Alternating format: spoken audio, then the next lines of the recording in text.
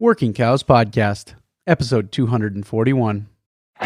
Welcome to the podcast that gives producers a platform to discuss and share paradigm-challenging practices.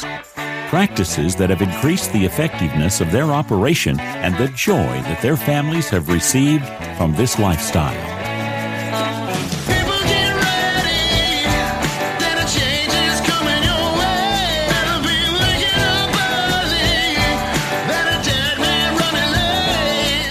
Howdy, everybody. It's Clay Connery, host of the Working Cows Podcast, powered by the Global Ag Network. And this episode is brought to you by the Patreon supporters of the Working Cows Podcast. A couple more weeks, and we'll be getting starting the process of getting some custom engraved cribbage boards made. If you're interested in that, you can support for a one-time per year gift at patreon.com/workingcows. If you give at the $216 per year level or more, I'll be sending out those custom engraved cribbage boards in the next little while to those that are supported at that level. Been a huge blessing to my family. Really appreciate all the support we've gotten through Patreon over the years, and keeps the lights on here at the Working Cows Podcast. So if you're interested in that, be much appreciative of your support. That also gets you the coffee mugs and the stickers that go out quarterly, and access to the back library of bonus content, which is in excess of 50 episodes now, or getting near 50 episodes. Sorry, it's over 45 episodes now, and really been trying to record bonus content with every guest. So if you're interested in that, head over to patreon.com/workingcows or check out the show notes page for today, workingcows.net/241. workingcows.net/241 is the show notes page for today. My guest today is Ken Redman. Ken is a guy who comes recommended by Steve Campbell. Ken has linear measured many cattle and come across some commonalities among those herds that he has linear measured. And we're going to talk to him about what is linear measuring, how is it used, how can the average guy use it, and what are some of the ways that they can deploy this tool with Ken. And he's got some insights as far as many different herds and seeing what cattle tend to perform in what way, and how we can use linear measuring as a decision-making tool for our selection of good, efficient animals, one way or the other. And he's not a dogmatist as far as what we should be doing. He's just saying this is how, if you know what you want to do, this is how you can use this tool to decide what target you're aiming at. As Stan Parsons said, we don't want to hit bullseyes on the wrong target. So anyways, all that to say, really excited to talk to Ken today about linear measuring. Ken, welcome to the Working Cows Podcast. Thanks for joining me. You're welcome. Yeah, it's been I guess I've heard your name mentioned often in connection with the ideas of linear measuring, who I think Steve Campbell was the one first exposed me to those ideas and to the tool that is linear measuring. So I guess just kind of start out with a broad overview of what is linear measuring. What are we talking about when we talk about linear measuring, and how did it come to be a tool that was used to measure cattle? Well, it's a tool that certainly predates anything that we're doing in the modern era. The modern way we're using it started out with my grandfather when we were coming out of the compressed cattle stages in 50s and 60s. And the biggest thing was that the bigger cattle were out in the outlying herds that typically didn't have scales, and he was using a heart girth and hip height measurement simply to determine how big the bulls were, because they were looking for bigger, taller bulls in that era, and didn't have scales on most of those operations. It evolved dramatically after he hooked up with Dr. Burl Winchester at Montana State University. And Burl brought a lot of academic rigor to the table, and he had developed a system of measuring sheep that they adapted to the cattle operation, and that pretty much was the genesis of the system that Steve is using and the one that I used. Sure. You mentioned the compressed cattle phase. Is that, I think I've heard the term baby beef used. Is that kind of talking about a similar idea? Yeah, it is. There was a period of time back, quite some time ago into the 40s and 50s where they desired that, the cattle were smaller. They wanted heavier fat cover on them. And it was, they said that's what the market was looking for. I have pictures of relatives that were showing Hereford cattle at Denver that you can see their belt buckles over the top of a 2-year-old bull. And typically, I know my family was involved in the Hereford registered business, and they wanted them to the point that you could put your fist on the ground and tickle the brisket with your thumb. Huh. And, so that was a kind of scattle. And, it's one of these cycles of the cattle industry. They decided that wasn't where they needed to be. They got dwarfism coming into them, and it just went too far. And we tend to do that. We tend to cycle, and so we want them bigger. They get way too big, and then we want them small. And anyway, it's a cycle that's been around for a long time. Is there anybody that really has any idea what the original breed was like? Way back before. I mean, I suppose probably not really anybody that knows what it was like before human influence, as far as breeding selection of any kind. But some of you're talking about this cycle of back and forth between bigger and smaller, and I think that the timeline you mentioned earlier was in the 50s when we were in those belt buckle cattle, or being able to tickle the brisket with your thumb. Was that cycle in response to a phase where they were breeding bigger and bigger cattle? Well, the initial importation of the Herefords from Great Britain indicates that those bulls were weighing right around a ton, or not right around 3,000 pounds. Oh. Those were big animals, and they were breeding them with the Longhorns and others that were in this area. And I mean, that was the big step up from the Longhorn era of the Texas cattle drives and these sort of things. They were bringing in the British, Hereford and Shorthorn and Angus to some degree. But at that point, those were big cattle. I know I've seen pictures and this of turn of the century brown Swiss that were imported from Switzerland, and they were huge. They were over those cows were up at 60 inches tall. Those cows were weighing well north of a ton. And so there was a period of time when a lot of those cattle were coming in from Europe and Great Britain where they were big animals. And then they shrunk them. And I'm sure that was to response to the environment because there wasn't a lot of feed being put up. Cattle had to pretty much rough it. When they were coming in, there's famous blizzards and conditions of the open range era that, there was a lot of animals that didn't survive it. Yeah, I've been doing a series of interviews with guys in their 80s and 90s from my neighborhood, and actually have traveled a little bit to do that as well.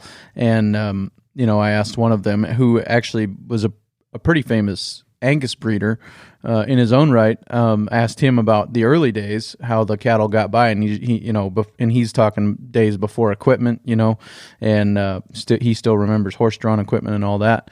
And he said it was survival of the fittest. That's how they got by. Yeah. Survival of the fittest back in those days. Yeah, it was. I mean, my family background was in the southern Montana and the Crow Indian Reservation, and they typically wouldn't breed heifers until they were 2-year-olds, calves 3-year-olds, and the steers that they were selling typically were 3-year-old. They would get them 2 summers and 1 winter, and those cattle foraged. They didn't put up feed. Sometimes the in-close ones got a little cake, but the hay was pretty much just for the horses. Yeah. And coming from the continent of Europe, now, one of the things that I've learned in the process of producing this podcast is that you get a picture in your mind about what a certain place on the global map is like, and then you come to realize that those places, those countries are a lot more expansive, even though they're not very big on your map. They're a lot more expansive and there's a lot more variation. But coming from continental Europe, it's generally a higher rainfall, more productive environment, similar to the eastern United States or the extreme western United States with the Pacific Northwest climate. So there was a lot more feed grown there, and they could sustain a lot larger animal. Would you agree with that? Oh, absolutely. The brown Swiss I was talking about, turn of the century, they were really big. I was involved in reimportation of them in the 80s, and we went back there, and they had shrunk them dramatically and worked for efficiency. And those animals, the cows are 52 to 54 inches tall. They had a range that they called an optimum range, and it was for their deals. And those cows were weighing 12 to 1,300 pounds, dairy, obviously, but they were triple purpose. I mean, they used them as draft animals, they used them as milk animals, and they also used them as a beef animal. And so for their environment that they had targeted, and they said they had described those similar swings of deal, that they had smaller cattle, they went huge and got them tremendously big, and then discovered that didn't work well for them, and they came back and they had developed an area that they considered their optimum. And it was really, the parameters are quite tight. And when you traveled across the country looking at herds to buy, they were pretty uniform. And it would be what we would consider a modern animal here. So, yeah, they've been through this, but yes, they do. And I mean, they typically live with them a lot of times. I mean, in Switzerland, the houses and livestock facilities were often the same building. The house was connected to the barn, and we were looking at on average about 8 animals per operation is all they had, and they took good care of them. Yeah, that's interesting history. As far as the tool itself of linear measuring, how is it generally used, or maybe how is it best used in your mind as somebody who's linear measured quite a few cattle? Well, there's a lot of things to be learned. Linear measures in of themselves are simply a measure. It isn't anything out of the ordinary to see how tall, how long, how wide, how big around an animal is. It's what you do with it, and that is entirely up to the people using them. And we had a bias on the people that I was working with in the operation that I came from, that we didn't worry too much about the size, simply because if the truth is, if you want to measure how big they are, put them on a scale that's far accurate than your linear measures, and it's easier and it's accepted. And I mean, that will give you a very good idea how big they are. What we were looking at was some other traits that were secondary to that were much more difficult to evaluate, characterize, and particularly dealing with efficiency and reproduction. And so a lot of the emphasis in the way we were using linear measures was to measure the traits that gave us indication about reproductive and feed efficiency. What are some of those measurements? What things are being measured to tell you about reproductive and feed efficiency? Well, the basics of the animal, we have height and length. We also have circumference of the heart girth and rear flank, and thickness of the hind quarter and shoulder. And from those, you can get a profile of what that animal is and the general shape. There are people, of course, that measure more. I mean, scrotal circumference in the bulls has been a linear measure that's been around the industry standard for a long time. And we used to have more measures than we looked at. We used to measure the head. We used to measure the length of the rump. We used to measure the depth of the thurl and a whole bunch of these things. But it turned out that, more numbers didn't necessarily make it better. Sometimes trim it down and make it more streamlined, easier to extract the useful information out of it. So those ones that you mentioned, height, length, circumference of the heart, girth, and rear flank, I think you said size of the shoulder, those measures that you mentioned are the ones that will communicate the greatest amount of information related specifically to feed efficiency and calving ease or reproductive efficiency, maybe is a better way to say it? We think so. And again, both of those traits are composite traits. They aren't necessarily a trait in of themselves. They are an animal's response to everything around them. Their genetics, their management, their environment, all of these factors are all major factors that go into it, which makes it more difficult. And an awful lot of the time, the real value was setting up and able to make the animal fit what they were being asked to do. I worked in 17 states and 2 provinces in Canada extensively, and the optimum animal in Edmonton, Alberta, was very different than the one in San Antonio, Texas. And the one in Iowa looked very different than in the Mesa of Wyoming. And so to a large degree, it was a tools used to say, okay, here, what were we asking them to do? If they were a seed stock herd versus a commercial herd, sometimes they were asked to do different things. The market was different. How they handled the cattle. An awful lot of people in the area I was around sold at weaning. I came from an operation where we carried them through and carried them to the rail, and we took them to the rail and marketed them on the rail. And so all of those things will necessitate a desire for a different profile, different animals, and the measures is how you take that information and adapt those animals to what they're being asked to do and what you want them to do. Yeah, and that's really what I like about this tool is that it's adaptable to every operation, and that and even from my operation to my neighbors, if I've got a goal of being able to sell off the cow and my neighbor has a goal of being able to take them all the way to the rail, really I think those are 2 different operations with 2 different goals, and probably linear measuring might be a tool to help those operations make some decisions about what kind of cow they want to keep around for meeting those goals. Would you agree with that? I would. But the primary one, in all reality, is that selecting your bull. Because most of your cow herds are fairly stable. Your turnover rate, you're bringing in a certain number of heifers.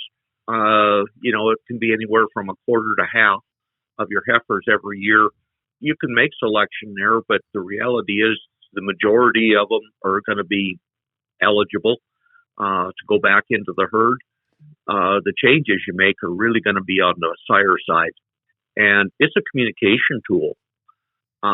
It's one of those that, when I have a good friend that's down, in Wyoming, or South Dakota, excuse me, I call him and I say, okay, what have you got? What do you need? And he says, well, I'm looking for a bull and I need him to be about, X, Y, Z, and he may be looking for an Angus bull to go out there on cattle that aren't the low input deal. And I have another friend that's not far from there that is a terminal cross operation. And, there's a well-known Charolais breeder that's just down the road from me. And he said, I want you to go to the bull sale and here's what I'm looking for because I can't make it. Would you bid on, some animals for me? And this is what I want. And he wanted a very different kind of an animal. So it's a communication tool. Tell me what you want and we can do whatever you do.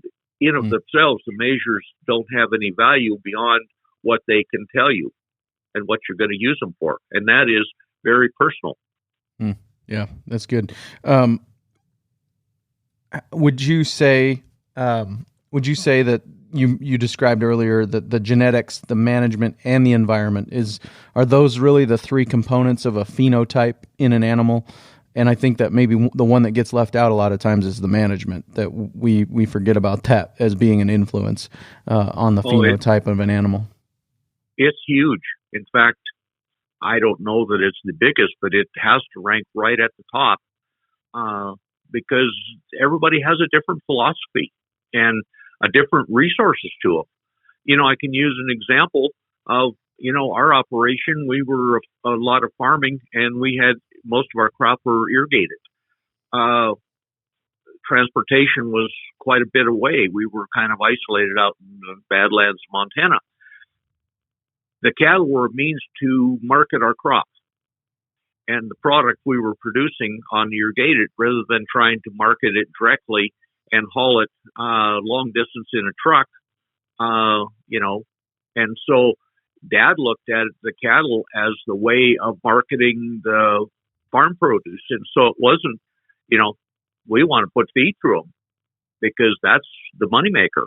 And I go to someone else at my in-laws that put up minimal hay and mostly grazing, and they look at things completely differently, and they should, because it is a different operation, even though they're only some distance apart. Yeah. So the bull is the biggest lever that we have. Am I hearing you right as far as making changes in an operation? If you're going to make changes in operation, pretty much the bull is the means to do it. He's going to cover, anywhere from 30 to 50 cows in a year, and you can make changes in a hurry because a lot of the traits we're talking about are highly heritable. My measures, that was what I did my master's work on, and produced a thesis on just the parameters of linear measures. And we're looking at from 60 to 80% heritable on height, length, width, and circumference. These are traits that you can get, and you can change a herd very quickly. Because if I want them taller and longer, I can go get a taller and longer bull, and those calves will be there first generation. And if I want them thicker and deeper, it can be done, and it can be done quickly. And it can be, if you want to make a change, it's by far the quickest way to do it. One animal can influence, anywhere from 30 to 50 calves. Yeah. You certainly aren't going to get that every cow. At most, it's probably going to have one. Right. And right. So the impact on a program, and also, anyway. Yeah. Well, I mean, like even a cow over her lifetime is only going to give you, 7, 8, 9, 10 calves at the most, and the average cow is probably a lot less than that. Honestly, the average cow is probably a lot less than that. So, the bull, like you said, that there's a big lever there that we can make use of. You mentioned that you have worked from, Alberta to San Antonio, the Mesa of Wyoming to Iowa. What were some of the changes that you saw north to south and west to east? Well, an awful lot of it is the animal's response to environment and conditions. What it is that up north, typically efficiency is the ability to handle, to stay warm and to handle cold. Whereas exactly the opposite down in, let's say, the Gulf Coast and the southern states, where efficiency is determined to a large degree on the ability to radiate heat. And so you end up, the most efficient animals in the northern climates tend to be more spherical. They tend to be deeper, rounder, thicker, and I wouldn't say smaller, because a lot of those Canadian cattle are really big. Heat is much more of a stressor than cold for most of them, and so the stress levels down south are actually quite a bit higher on an animal than they are up north. Whereas down in the southern cattle, there's a reason that they have the Bos indicus influence in them. They have the looser hide, slimmer. The cattle are a little taller, flatter side. A lot of surface area per volume. And if you look at surface area per volume, a sphere is the one that minimizes surface area per volume, and a flat rectangular is the opposite. And so you find the cattle that way. Yeah, that's interesting. Surface area for volume minimized in the north and maximized in the south. That's an interesting way of thinking about it. What about east to west? Were there any things that stood out, or was it similar things? Well, the tremendous amount is you go into Iowa, you have limited space for grazing animals. They're pretty much scavengers. They fit around the edges of the farmland. the rough country, and these sort of things. And it tends to be a relatively limited amount of space available to them, and it's lots of moisture and good soil. So those cattle have an awful lot to eat, and shortage of something to eat is not really on their plates. And then it's a little better now. You got the BT and the corn and some other things, but there used to be an awful lot of winter grazing was on corn stalks and crop fallow, and there was a lot of down feed. There would be sometimes, there would be a lot of corn on the ground, and typically the larger animals there were more efficient. If you have metabolic efficiency, it's about weight to the 3/4 power. And if you run the numbers on that, larger animals will be more efficient. But it's a function of that growth potential to the environment that they're involved in. And if they have all the feed they can eat, efficiency will favor the bigger animal. And then if you go into the country where you only have 10 inches of rain and sagebrush is your primary forage out there, those big animals that are really efficient in Iowa, they starve to death and die in a hurry. It's not even in the ballpark.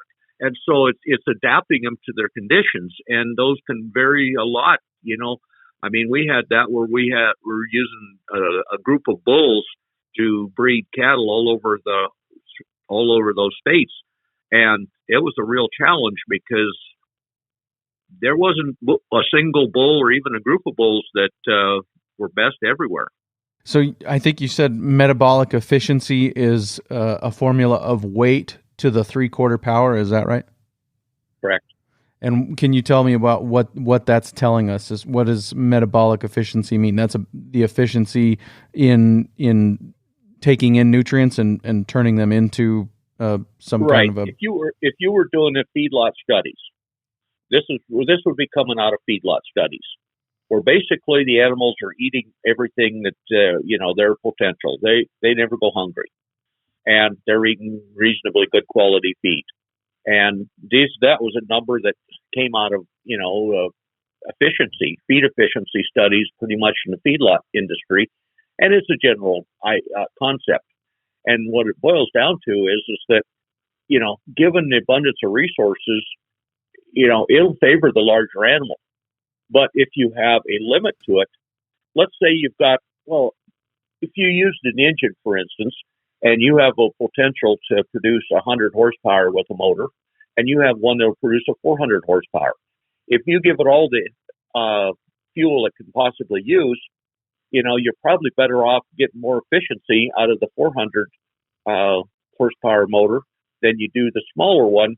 But if you only limit the fuel that goes in to the point that it'll only produce 100 horse, then that smaller engine is 10 times more efficient or more than the large one. It drives me crazy. I've got a 3/4 ton pickup, and I get 8 to 12 miles a gallon with it. And I drive a semi truck that's got 500, horsepower in it, pulling 100,000 pound loads, and they get 10 miles and 12 miles a gallon with it. Drives me absolutely crazy, But it's again potential. If you didn't have the fuel to put to it, and the cattle are kind of the same way. If you don't have the fuel to put to it, then you start favoring the smaller ones, and the more restrictive your fuel or your feed resources are, the more it'll favor the smaller animal. If you have all the feed resources in the world available to you, it'll generally favor the bigger animal. So is there a balance then between the bigger, better, faster, and the smaller is better, or is it just a matter of in the West or in the less productive environments, you're going to want a smaller animal, and in the East, in the more productive environments, you're going to want a bigger animal? Or even zip code to zip code, is there a balance between those two things? There's all that, and then if you add marketing in it, that's huge. Mm-hmm. Are you selling them at weaning? Are you taking them at a backgrounding them? Are you selling them at 5-6 months of age? Or are you taking them and carrying them farther? And, are they an animal that's going to be required, you're selling them as breeding stock, or are you selling them, for some other market? And, my feedlot, I'm buying those calves that, some either backgrounded or weaned, and then I'm carrying them for X amount of months and then selling them on the rail. That's a different market. But those are very real. and then you add in all kinds of other things. I mean, the variables are really huge, but the measures are a tool, and they're a communication tool, and they're a way that you can track information from one time to the other to see what your responses are. It's really hard for your memory because you always are selective. You remember some good ones and you remember some bad ones, but the big average kind of all blend together, and it's really hard to sort it out. Yeah. So you said it's a communication tool. You gave the example of somebody sending you to a bull sale and saying, I can't make this kind of a bull. I need you to buy it for me. So walk me through that day. How does linear measuring help you choose a bull out of that ring? Are you taking a tape measure and a square with you, or is there something that you can see and compare ratios and say this is the one they're looking for, or how does that work? Both. There are places that just recently I'm not doing that much because I'm not in it. Before that, I would take my tools with me, and oftentimes they were prepping the animals for sale, and even if they didn't use the measures, those animals were enough that I could get a general deal on. The other one is when you've measured, somewhere north of 10,000 of them, you get a pretty good eye, and you can use references. What the height of the panel, the bar on a Powder River panel is, and relative to them. And then you put the weight in there. If I'm looking at the bull that's a year old and he's weighing 1,500 pounds, I could take a picture of one that I just did at the National Western a couple of years ago. As a client that we'd worked with for a long time before he even started measuring, before I was involved. Anyway, he had a young bull that was in there that was 11 months old, and I stood up next to him and did the hand on the chest and then measured it, and it was okay. I got him, and this sort of thing. He was a bull that was, low 50s as far as height, weighing 1,500 pounds. He was thick and deep, and it was one of these, got pictures beside him, and, you do the picture, okay. So there's a lot of ways that you could do it. And, the simple fact is the eye has worked for picking cattle forever, and it still works. But it's really hard to tell them. And, you got somebody, and, I'm thinking a couple of herds that I work with, and they said, okay, I want a frame score 2 or 3 bull. It's okay. That's the size you want. That's what the deal. Well, frame score is another linear measure. It's hip height. So it's one of these, okay, I would like to have a frame score 2 or 3 bull. You go, okay, that limits the parameters, and okay, we can work with that. And others that'll say, yeah, that's a little small for me. I'd like to round to 5. And it's okay. That we can work with. And, in the past, Lord's sakes, there were some really, really big animals. And there still is, actually. How early on in the life of a beef animal can you apply these tools of linear measurement and get useful data out? Well, the first time you really get a hold of them very much is typically weeding. And the weeding parameters, to be blunt, are pretty sketchy because their mother's environment is such a big factor in them.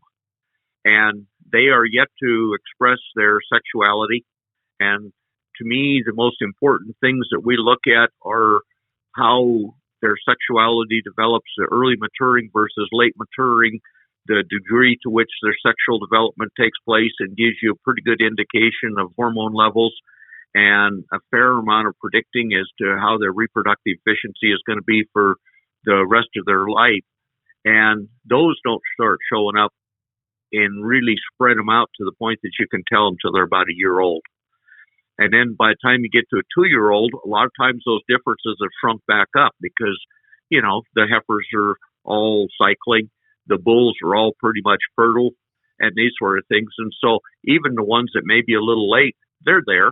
And so the differences shrink again by the time 2-year-old, and then as they get mature, you're looking at a cumulative effect that could be there, and it isn't as and by that time, we have a production record that we can judge on. That's more important than measures by far. What are some of the ways of determining early versus late maturing when you're going to select a bull? You have three different characteristics pretty much on a bull. You have the muscle development, you have scrotal development, and then you have bone characteristics. And the most long-term and most reliable is the effect on bone because it's cumulative. And where you get into it is that the bones of the long bones that grow with an epiphysis, the puberty causes those epiphyses to close and the bone growth terminates, versus the bones, and then typically the leg bones are where we're looking at there. And that would be compared to the bones of the spine, the length of the animal. And it really doesn't matter in animal. You can take a steer and castrate it at weaning, or a bull and castrate him at weaning, and you take a mate to it and leave him in an intact bull. Their length really will be indistinguishable. It doesn't matter whether they've been castrated and never had testosterone in their system, or if not. But the height will be completely different. That steer will be much taller than his bull counterpart. In fact, there was a herd in southern Alberta that I was working with that had a breeding program, and he had two different marketing deals. He marketed seed stock that went to the show ring, and he also had a pretty substantial clientele of commercial cattle breeders, and he produced two different styles of cattle for those two different markets, and he had them in the same herd, and we measured for several years with it. And I could have bulls in there, as an example, that had exactly the same length at a year of age that were 5 inches different in height. And, the shorter one had a scrotal circumferences that were up around 40 to 42. And the other ones might fit in the teacup. They were probably in the 35 and under scrotal circumference. One had crest already that was pushing on his ears, and the other one looked like a steer. And that would be the differences that a year of age, there could be 5 inches different with the same length. And the sex hormones, the earlier they go through puberty and the stronger the hormones level is, the quicker it shuts down the long bone growth of the legs. And you can measure that as a ratio to the spine, and it gives you a picture. And that relationship will be there all life, because my numbers would indicate that an animal keeps getting longer till they're somewhere between 6 and 7 years old, before that completely quits and their length quits growing. Whereas the height oftentimes is done before they're a 2-year-old, and that they never get any taller, especially in heifers. By the time a heifer is 18 months old, she's probably got all the height she's going to get if she's fertile. Gotcha. And it's cumulative. And so if that doesn't change, they can be skinny, they can be fat, they can be well fed, they can do all these sort of things, but the bones aren't going to change. And those are measures that aren't influenced by condition and circumstances. And so it's one of these that are real solid, but they're also long in term. Whereas this effective muscle can be very quick. I mean, it can change in 2 weeks. A bull is bred down and he's gone out at the end of his breeding season, and he's, thin. He won't have the muscle development he did 2 months ago or 1 month ago. And that is in the front end of a bull, the shoulder muscles, the crest, the neck, all of these sort of things. And they're quite responsive to environment, but they also measure it really quickly and fairly pronounced. You could really see a difference. So, those are the things that go into it. Yeah. So my most recent episode with Steve Campbell was episode 233, and we talked in there about a bull sale catalog wish list, some of the things that we would want to be able to see. Do you think that it's necessary, given the fact that the bull purchase is the biggest lever that we can use to make a change in our cattle, that it's necessary to go to that bull breeder, the seed stock guy, beforehand and say, can I make some measurements and look at these? What are some ways that the commercial producer can use this tool? That's absolutely possible. And if a guy's making a sale, he generally tries to accommodate the customer if it will work for him. And, I've found the seed stock producers extremely cooperative. If you want to throw a tape on them, fine. As long as I got them close and can get a hold of them, and it isn't going to interrupt my process of getting the bulls ready for sale very much. And if you've got time, and if I'm picking something that I'm critical of, particularly an animal that is going to move a herd and be very valuable to a herd, again, we're talking a lot of times the seed stock operations, it's really critical to their success on picking a bull, because really matters, how their reputation. And one of the critical things I like to do is go look at the mothers. Is that cow got the characteristics I want in my herd? And if there's, half a dozen bulls that I'm considering above, and I look at the mother, and one's got a tremendous track record, solid producer day in and day out, year in, year out, and her family line is solid, that gives me a lot more confidence than I go out there and you say, well, yeah, that was the best calf that cow ever had. But, you look back and it's the only good calf she's had. So, there's other factors that go into it, but, yeah, it depends on how much time and homework you want to do, measure them. Absolutely. Look at the mothers and evaluate the mothers if you possibly can, because, that adds information to the deal, the family history around them. If it's typical, an animal is typical of the family line that he's coming from, then, and it's consistent over a generation or two, that will different than if an animal that comes in and is one of the most famous bulls in the Angus breed some years ago. And I was measuring for the guy that raised him, and we were describing it and going out and looking, and he said, well, that bull was a result of a fire and ice mating. His mother is really small, and the sire was really tall and rangy, and the bull came out just what you're looking for. But the result of the bull was, he called it a fire and ice mating. Well, he will be less consistent in his calf throwing calves than one that has had a consistent generation for a couple generations behind, and you can pick that up, and maybe it matters to you, maybe it doesn't. But all these are factors that go into the evaluation in addition to, it's the information gathering process. Right. You said it's a communication tool earlier on. Would you say that it's a decision-making tool or a verification tool? I'm guessing the answer is both, but would you prefer it for one of those over the other? I like it as both. That's the obvious one. It's one of those that a lot of it is you can see. I mean, you go out and take a look at them, but you put a tape on, and then you have a record, and you verify what your eye is seeing, because there's a lot of optical illusion. An animal that's got a lot of capacity, that's got a thick barrel and thick, your eye will make those animals, they will look short and dumpy to you. They just will.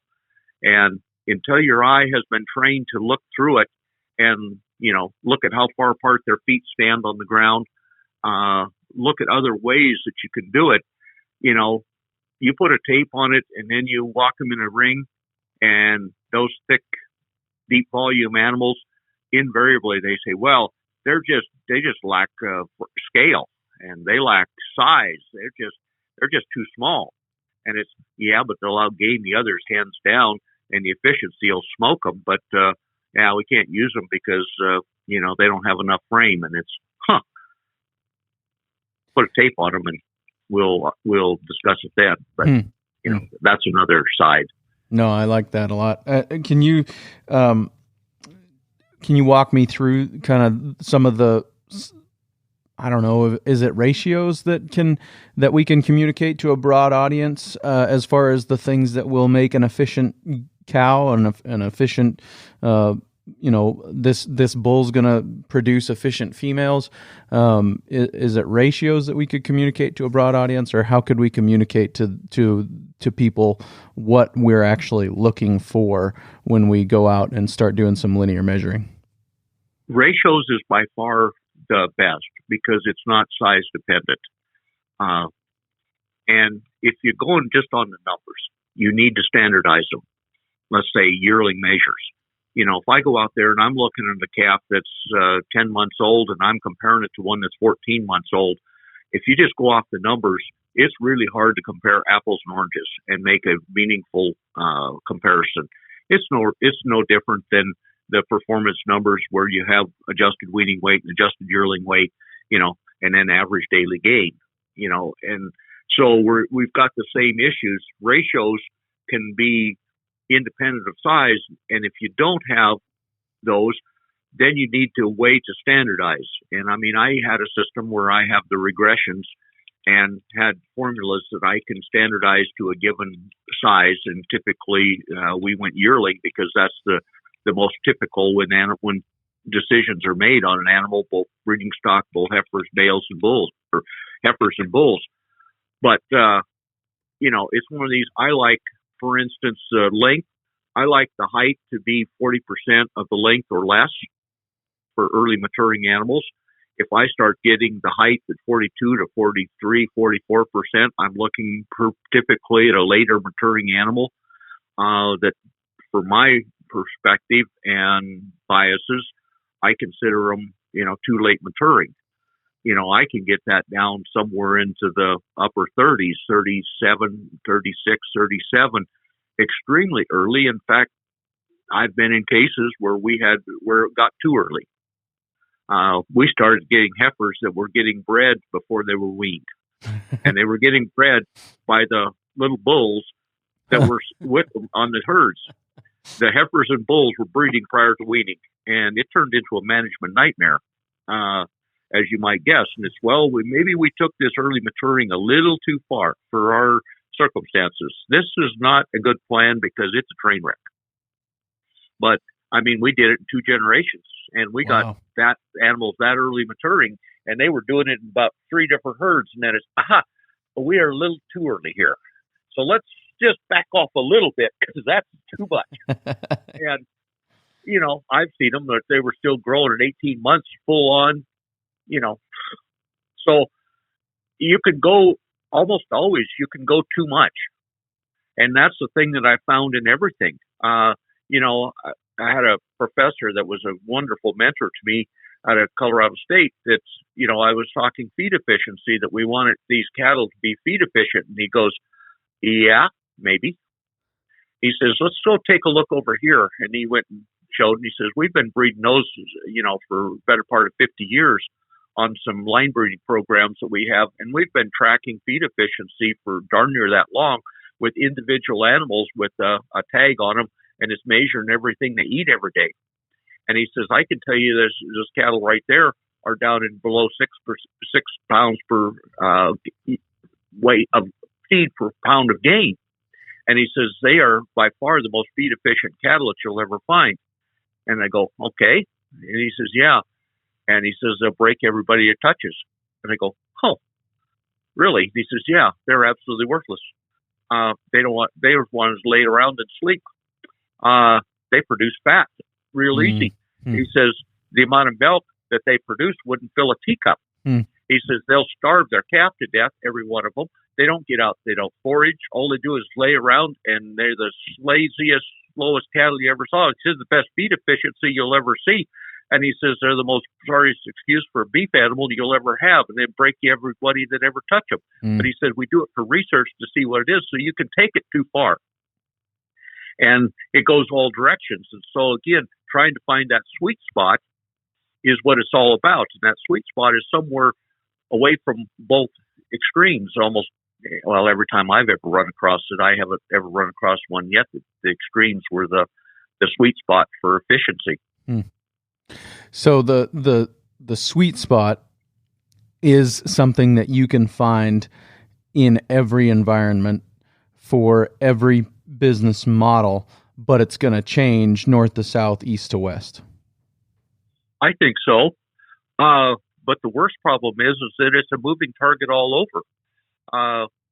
If you just took my home area right here, and I got some good friends that have got, their cattle operations, right next to me. From 10 years ago to 2 years ago, we had above average rainfall. Last year, it was horrible. We had next to nothing. We were about a third of normal. And this year, they're predicted to be bad or worse. We're already extremely dry. And, we may not even get much green up this spring. And the optimum cattle for those, just from 6 years ago to last year, is completely different, because it was, we had a quite a period of time, several years, where we had good rain and good forage. And then we hit this drought. And boy, I'll tell you what, it is really scary, because, and you can't change your cows that fast, and it really hammers you, but it's a whole different cat. Yeah, no, that's every year's different. So yeah, the target never stays in the same place. So you pick a target and you go there, and then you're just going to have to deal with it. Right. Yep. That's the unfortunate part is that all our targets are moving.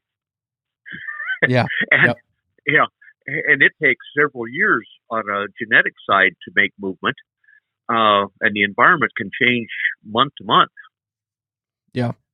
Yeah. No, that's very, very good things to consider. It seems like to me, though, that you could probably use this even in purchasing grass cattle, if you were trying to find the ones, if you were wanting to have your grass deal on the gain, or if you were owning the cattle, you could use this for purchasing cattle that were going to be the most efficient on grass in your environment. Is that it would take too much of an individual? You'd have to buy too many individuals to make that work, or is that a way that it could be used? It could be. I mean, there's opportunities right now where even last year there was a lot of cattle that were sold that were stayed there if they'd had feed available to them, that were sold to the sales ring, And Yep. so, I mean, if you were an opportunist and you want to do it, you can certainly pick there. But you may be in the same boat they are, as having to buy expensive feed to keep them going because the grass just isn't there. But the other one is that if you're looking at protecting against your worst case scenario, you're picking your optimum, your average, or an upper end. If somebody's buying it and they're going to roll them in a year, I know got some friends that buy cull cows, and they typically run them and they sell them within a year. They get one calf out of them, and they've got it set up to handle it. And so, they're looking at a short term roll them, flip them, versus one that's going to be there and breed them and raise, the herd's been there for several generations. But what it boils down to is if I'm protecting against worst case scenario, that's a whole different cat than I'm saying, okay, on average, this area where I'm at, we get, 13, 14 inches of rain. That's average. And so on a big picture, you would target to try to optimize to those conditions. But you say, well, that's fine, but can I make it through these drought years and survive as an operation? Well, maybe I need to back it off of the optimum and the optimum for that average and say, okay, what is it going to take to protect and produce when it's in the worst case scenario, when we're sitting in a major drought issue? Will those cattle still survive? And that's a whole different thing, because they can be quite different. Yeah, I think I think that's as much of a business model thing as it is anything. That if we have a business model that is only cow calf all the time, that exposes us to a lot more risk when a drought hits.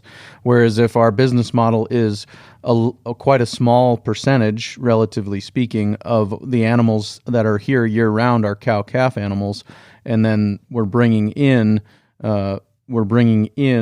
outside cattle to match the forage production, that becomes, I think, a lot less risky business model.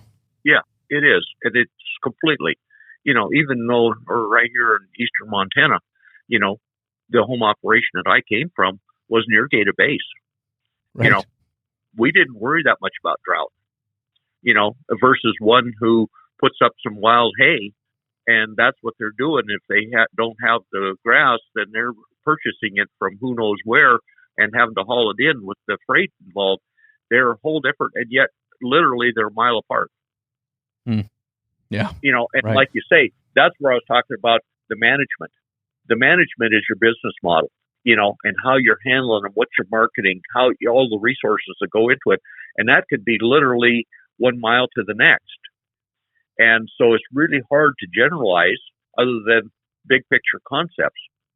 I want them to reproduce. I want them to be fairly efficient. And after that, the size and the marketing, and this tends to be, okay, that's my management. What am I going to do with them? How am I going to do?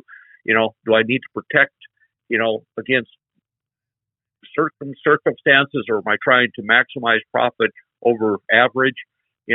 How much is the environment gonna go into those decisions? So I guess, as a consultant and an advisor, you got a whole bunch of factors. Now, if I'm an individual operation, then that collapses deal, and I can say for me, then it becomes much more precise and focused. So earlier you mentioned a ratio of 40% of their height to the length, right? Yeah. And that's on the upper end. You were talking maybe getting it down around 36 even, and still being kind of in that sweet spot. Are there other ratios that you found real helpful? I do. What is that I like, it is just because of a northern bias, and most of the cattle I work with are, cold adapted cattle. I like to see the heart girth equal to the length. And there can be breed differences. The old school, now this is not the new cattle, but the old school used to be the British cattle, the Hereford and Angus. That was about the average. Their heart girth and length were about the same. And versus you had the continental cattle that come in that, Simmental and some of the other breeds that were similar to that, they typically were about 5 inches longer than they were around. And then you had some that were like Limousine and Solaire and some of these others that are 10 to 11 inches longer than they were around. And, so those would be big picture some time ago. Now the breeds have flipped. The reality is right now the Angus are bigger than Simmentals. Go figure. But, and all of these are adapting. I've got some Simmental cattle right now that have more capacity and thickness than any of the British cattle around here. So again, you can do what you want to do with them, and you can take them where you want to go. They aren't necessarily breed specific, but that would be the general breed typicals, that happened, especially some years ago, because my measures it was quite a few years ago that I was doing it. But I'm looking out the window constantly every time I drive through a herd of cows, and it's one of these, I'm just shaking my head and going, they're different color than they used to be, but darn, they flipped. The cattle of this color are what we decided didn't work very good for us 30 years ago. And you flipped them, and the other said, oh, well, we found that those didn't work very good for us, and we went a different direction, and they switched places. Well, they didn't learn much from each other, did they? Anyway, that's me. Is that height to length ratio and the heart girth ratio consistent north to south and east to west? It's just that the shape, as you mentioned earlier, a more rectangular shape in the south and a more spherical shape in the north is going to be the difference. Do those ratios remain the same? It pretty much is. The one thing that does come into it that could be different is the ones that have the Bos indicus, the Brahman influence, typically are later sexually maturing than the Bos taurus or the British cattle, European-based cattle. And so you'll see that difference, and it'll show up that a lot of the ones that have the Bos indicus influence in them, a lot of them are going to be a little taller, and they're going to be later maturing. And there's maybe some reasons for that, but that's fairly typical of the breeds that you're dealing with. And then, the one place that you can get, and the reason that I like the early maturing is that you can break the pattern of mature size to growth. You can have growth early. If they shut it down quickly, you can have cows that have a smaller size and as a result, a smaller metabolic need for feed that has the same potential for growth. You know, if you go weaning, which typically an animal hasn't gone through puberty yet at weaning, they're still just looking at their growth and the feed resources of their mother. But I can change the cow size, 200 to 300 pounds on mature size if they're early maturing versus a late maturing cow. You know, I can take a cow that's 1,200 pounds mature weight that has the same genetics for growth as one that weighs 1,500 or 1,600 pounds by changing the early maturing versus late maturing. For me, that's a huge factor. You know, that early maturing cow that shuts her down and her growth stops, you know, at an earlier age, she simply will be smaller. It's really that simple. But it does really make a difference. And typically, those animals are more reproductive efficient because part of it is that they have more feed resources available. If they're all out there grazing the same pasture, relative to their size, that 1,100 pound cow is going to have more feed available relative to her size than a cow that weighs 1,600 pounds because they're eating probably similar amount every day. And the maintenance requirements on the larger cow is going to consume much more of what she total consumption is than the smaller cow. And the smaller cow will have more available for production, which is growth, milk, and reproduction. Yeah, if I remember right, I think Steve talks about there's 5 things that she's going to do, and I think third on the list is reproduction. She's got to take care of herself first, and then the third thing she's going to do is start to cycle heavily enough to reproduce. And so if she's spending all this time meeting her own maintenance requirements, it's less likely that she's going to cycle as strongly as maybe her mate that's a little bit smaller, a little bit more efficient. Absolutely. Are there things? You know, go ahead. No, it's a relativity kind of thing. You know, it's one of these that, I mean, I favor the smaller animal in most circumstances, but I do know that there are circumstances where it is a huge advantage to be bigger. And, you know, I dealt with a lot of that is in the Corn Belt. Mm-hmm. You know, the Corn Belt, the cattle in the Corn Belt, it was everything, economics, reproduction, the whole 9 yards. It favored the big animal, and it really did. And my gosh, I come out here in the short grass plains, and it's exactly the opposite. And those ratios that we've talked about a couple of times here. So if you start to get above 40% of height to length ratio, what is that telling you? They're going to be more growthy animal, or what is it telling you? No, it isn't. It isn't whether they're growth or not. It's whether or not how early they mature sexually. Okay. Because the sex hormones, and when they go through puberty, the estrogens in the female, the testosterones in the male, and it's not, there's a whole group of them. I mean, it's not just one.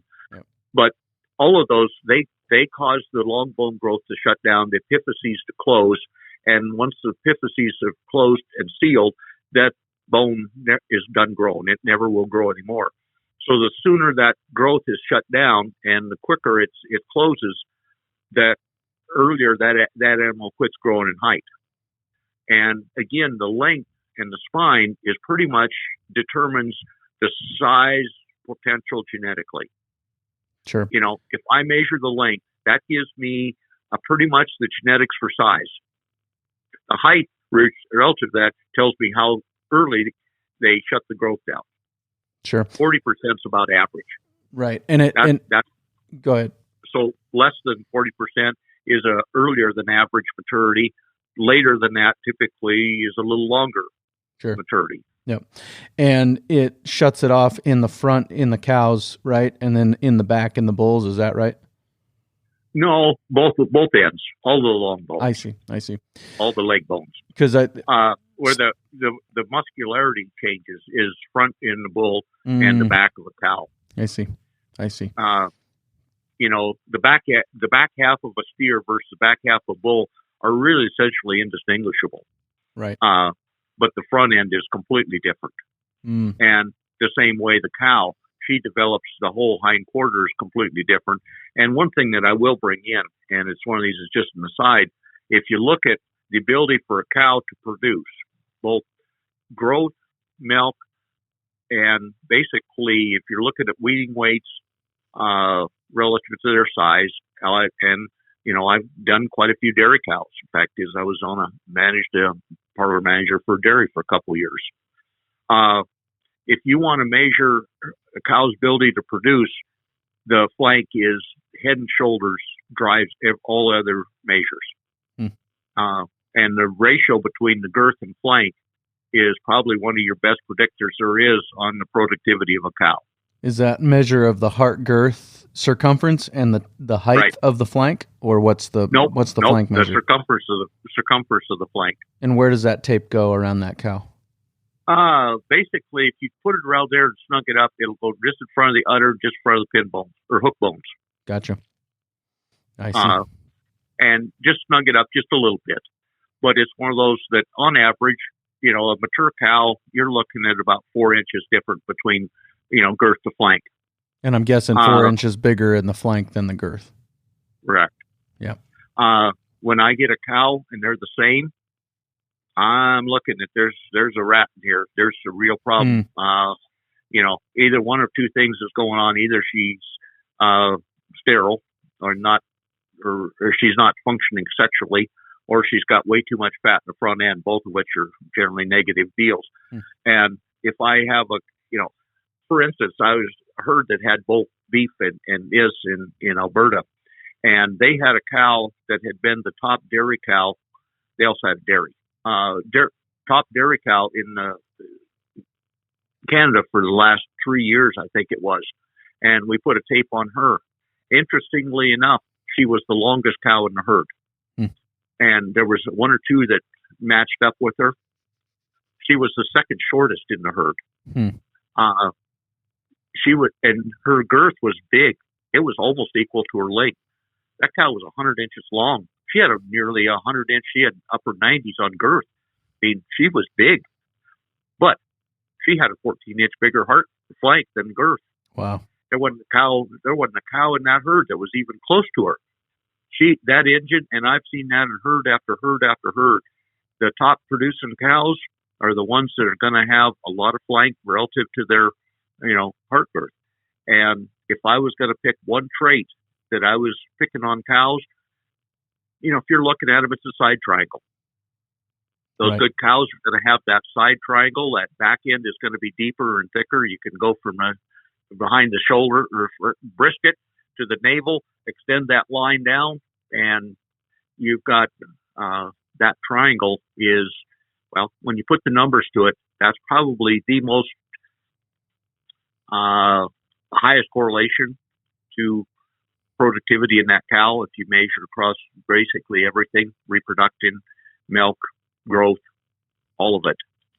I kind of want to just hit one last point to make sure I've kind of understood some of the things that you're saying. And one of the real aha moments, aside from this this girth to flank ratio, has been for me, that you talked about that fire and ice pairing producing a less consistent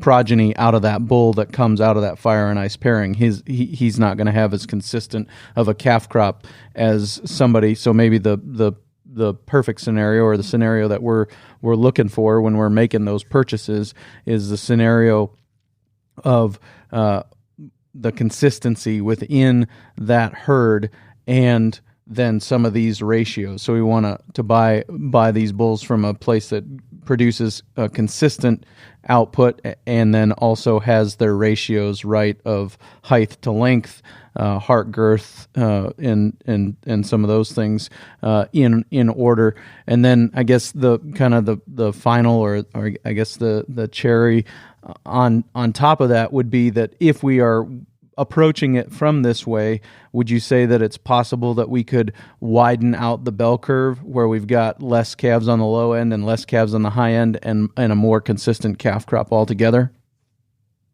Yeah, it is. That variability is a big factor, and our breeding styles have to do with that. I mean, it's the reason for crossbreeding. Heterosis and hybrid vigor tend to make it more uniform and tend to reduce the variability. And again, it's one of these, if you look at it from a big picture standpoint, almost all of our desirable traits are dominant, and almost all of our undesirable traits are recessive. And the simple reason is if an undesirable trait is dominant, you get rid of it one generation. It shows up, you could say, I don't want that animal, it's gone from the herd. Boom, one generation's gone. And the desire, so almost all the time, desirable is dominant and undesirable is recessive. And it's just the way it works out. It's very true all across. And so when you do a mating, and obviously between breeds is one of them, is the crossbreeding, is that they tend to get the best of both breeds because the desirable dominants are there and they will cover the recessives that tend to be undesirable in each of those two breeds. And as a result, that's where your hybridization comes in. And, it's the same in cattle. You do it in crops. You can do it all the time. There's a real advantage to hybridization. But the other side of it is you inbreed it, and you inbreed to fix traits and to weed out the undesirable. And so sometimes you want to get variation to be able to, if I'm a seed stock producer, and let's say I'm producing a corn crop, you inbreed that stuff to get very specific traits and weed out all the others, and then you can put it back in that's more predictable. And essentially, if you look at the Clay Center data that's come out of their genetic evaluation studies that's gone on for, oh, Lord's sakes, it's decades or more. It's one of these that their deal was, it's a real enlightening. In one of their articles, they said hybrid vigor is simply the recapture of the inbreeding depression that breeds underwent during their formation. And so the seed stock producer inbreeds to fix traits and weed out the recessives, the undesirable recessives, and the commercial producer recaptures that in the crossbreeding program because he gets the best of both traits and it tends to cover up the weaknesses. And so you can do that both within herd and without. It's the reason that a lot of people go for an outcross in the seed stock business. They may not be going a different breed, but they'll go for an outcross. It tends to be produce some heterosis and some hybrid vigor, which tends to get more uniformity. And so a lot of us, uniformity, the bell curve, and these sort of things have a lot to do with that dominant, recessive, desirable, undesirable. And to get uniformity, typically you're taking a good set of dominants from both sides, and it covers the weaknesses, which tend to make them more uniform, if that makes sense. Yeah, no, I think it does. And just to make sure I'm making sense of what you're saying, you're saying that the line breeding or inbreeding, however you want to say it, the line breeding is the way that tool works partly is by compounding undesirable recessives, and when it fails, when line breeding fails, those compounded recessives show up in an animal that isn't going to work. Absolutely. And the good ones, as Burl Winchester used to tell me, he says a successful inbreeding program, the cattle, the good ones get better and the poor cattle get worse. It spreads them out. He said the unsuccessful program, they all get worse. Yeah, that was the line from the Stockman grass farmer that I've quoted many times. When it works, it's line breeding. When it doesn't, it's inbreeding. There you go. and I'll tell you what, that is, in the breeding side of things, there is nothing more interesting and more fun than inbreeding. You can start figuring out what you've got, and you can take them in places that you don't. And when you get the results, those results are solid, and you're producing something that's actually different, and it's really different. Whereas you take the ones that are the outcross ones, and this, you can get cattle that look good. they perform good. But what they'll do in the rest of it is much more variable because they're coming from a mixed bag background, and you've got the advantage of the dominants covered the recessives, but you never see those recessives, but they do show up again, and that's where it spreads it back out. That's basic breeding theory, but unfortunately it's true. Yeah. So the bang for your buck then is that long-term program of line breeding, and then bringing in that outcross, even if it's within the same breed, bringing in that outcross, that pairing is going to give you the greatest bang for your buck. Is that right? Yeah, it's the basis behind crossbreeding. Right. There's a reason that the commercial people crossbreed, and the bang is even better if the inbred. If you get sire from a program and he's what you want, but the problem is it takes a long time to do that, and it's really hard to make fast changes. And so it's one of these to find what you're really looking for in a program that's got 4 to 5 generations of cattle bred for a very specific purpose and tightened up. It's hard to find those cattle, and you may not be able to afford them. Yeah. But if you do, oh Lordy, if I can go to an operation and I go there and it's got 4 to 5 generations behind it and they've tightened them up and the pedigrees are tight and those cattle are there, I have pretty good confidence I'm going to get what I'm looking at. And I will get a heck of a bang coming out of it because I'm going to get more hybrid vigor than this and uniformity. Oh Lordy, this is perfect. Yeah. But hard to find. And then is it predictable? Is the result predictable? More so. Yeah. Yeah. Absolutely. Very good. Well, Ken, you and I could talk for a long time about this, but you had mentioned earlier on a master's thesis. Is that available somewhere where people could get a hold of it and read it? The title on that thesis is The Genetic Parameters, Linear and Performance Measures in Simmental Cattle. Ken, did we miss anything today? I mean, we covered a lot of territory. We could obviously go a lot farther, but is there any big ticket items that you had on your list that you wanted to cover today? Like you say, it's kind of like a circle. If you take a dot on a white piece of paper and you let that represent your knowledge, the white that's out there, this is what you don't know. It's as you expand the knowledge, the amount that you don't know, to where the circle touches the dot touches the white, keeps getting larger and larger, and it's pi d. So for every unit of increase in knowledge, there's 3 times more that you realize you don't know, and it kind of works in all these subjects. You start out with a small and summary, and then as you expand each one of them, there's more and more detail in every single component, and how they all start working together. It's in play, and it as it grows, it gets more complicated. Steve and I can sit and talk constantly for over a weekend and be 2 or 3 days, and there's more to talk about when we get done than when we started. Yeah. No, I can definitely see just, in the dots that I've been trying to connect here today that would definitely be the case. So I really appreciate your time, appreciate your approach and the way that you've communicated it today. Ken, thank you. Well, if it could be useful to someone, I'd enjoy that. Very good stuff there with Ken. Really appreciate his time and really appreciate him sharing his wealth of information with me. Really looking forward to the next episode of the Working Cows podcast. And coming up next week on the Working Cows podcast, we will be talking with Amanda Radke. She's got a new book coming out. She's been writing some really great children's books about agriculture. We're going to talk to her about a few of those, but she has one that is releasing next week, actually on the day that this episode releases with her book on faith, freedom, and farming will be released on that day. So really looking forward to sharing that with you on Memorial Day. We will see you again real soon. We invite you to visit workingcows.net to subscribe to the show via iTunes or Stitcher.